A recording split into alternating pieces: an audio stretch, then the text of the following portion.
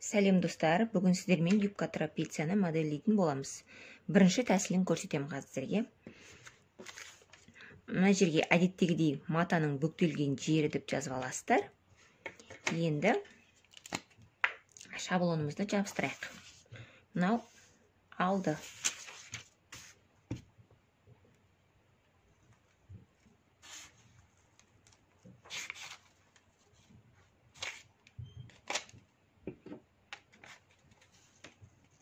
Бүктелген жеріне қойып жатырмыз.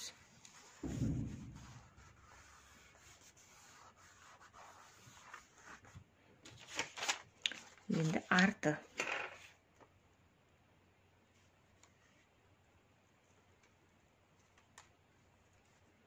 Екеуін де жабыстырып алайық.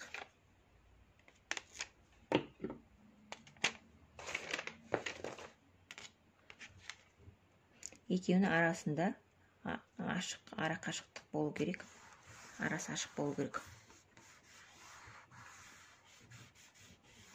Міне осылай жабыстырып аласыздар. Енді міне былай істеуге де болады. Мынау шаблонымызда өзіміздің бел тұрған жерге метрді қоясыздар осылайнан. Метр қалай жатады осылайнан. Тура солай үстінен сызғышпен қойып. Тура солай осылай сызбасаңыздар да болады. Осылай түзу сызық сызғызып. Осылай түзу сызық сызып, осылай да жасауға болады. Бұл бірінші мысалы оңай тәсіл деп айтуға болады. Осылай да жасауға болады. Мысалы метрді қоясыздар мына жерге. Міне метр қалай жатады, солай осылайнан сызып аласыздар мысалы, иә? Міне осылай сызып аласыздар. Сонда сізде мысалы трапеция пайда болады. Ал егерде матаны үнемдеу керек болса, мысалы сіздің былай қойған кезде ара қашықтық алыс болып, мысалы осылай арасы ашық болып кетіп, мына жерге сыймайтындай болып матаны үнемдеу керек болса, былай істегенде мысалы екі жақтың аралыққа сыймай, маталарыңыз жетпей үнемдеу керек болса, онда былай істейсіздер. Былай істеуге болады, қараңыздар. Мына жерде біздің B2 нүктеміз міне. B2. Осыдан әдеттегідей 5 см жоғары көтересіздер.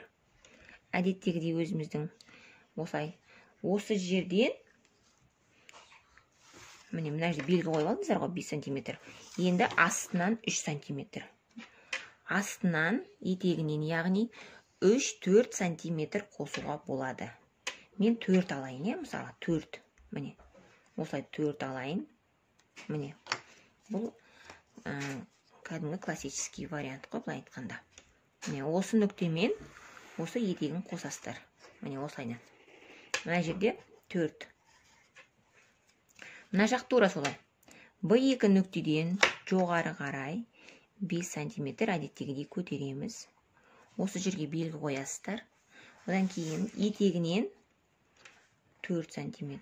Мына екеуі бірдей болу керек. Етегінен 4 аласыздар. Және осы екі нүктені бір-біріне қосамыз. Осы екі нүктені бір-біріне қосасыздар. Мына жер 4. Енді қараңыздар.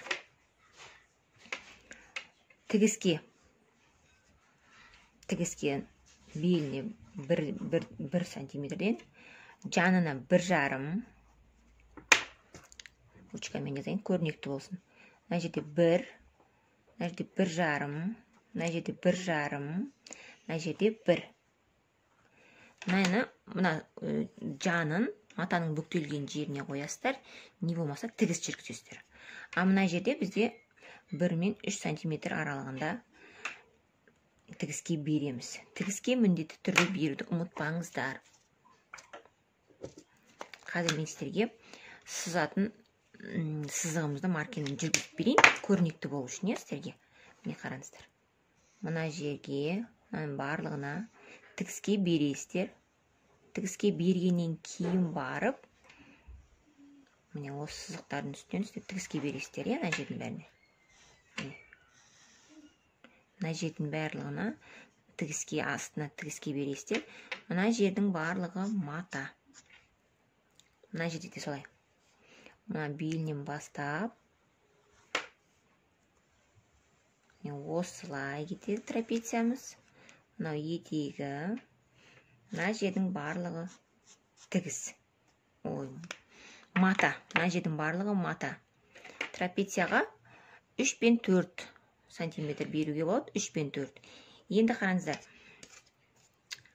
Бұның етегін, трапецияның етегін былай істейсіздер.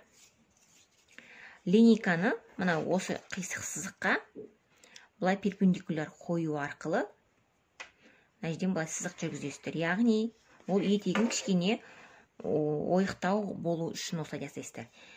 Былай да істеуге болады. Мына жерден 1-2 сантиметр жоғары көтеріп, солай былайынан сызыққа қосуға да болады. Жаңағындай істесеңіздер де болады. Ол сіздердің юбкаларыңыздың етегін кішкене қиғаш болып шығу үшін жасалынған тәсіл. Яғни сіздер юбканы қиған кезде сіздің етектеріңіз астыға салбырап кетпеу үшін. Міне қараңыздар. Кішкене осылай сопақша болып келеді. Мына жерден 1-2 сантиметр жоғары көтеруге болады деген сөз. Сонда сіздерге түсінікті болды, е?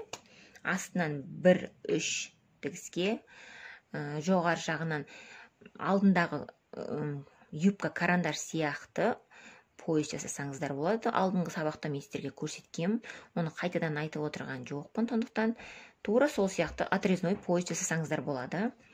Етегінің екі жағына бірдей бересіздер, 1-3, 1-3 аралығында.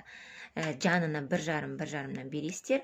Мына жер матаның бүктелген жері, жоғары жағы 1-1 сантиметр деген. Міне. Бұл біздің трапеция юбкамыздың бірінші тәсілі. Келесі сабақта мен сіздерге юбка трапецияның екінші тәсілін көрсетем. Менің каналыма тіркеліп, лайк қой, комментарий жазуды ұмытпаңыздар. Назарларыңызға рахмет. Алдыда сіздерді көптеген видеолар күтіп тұр. Рахмет.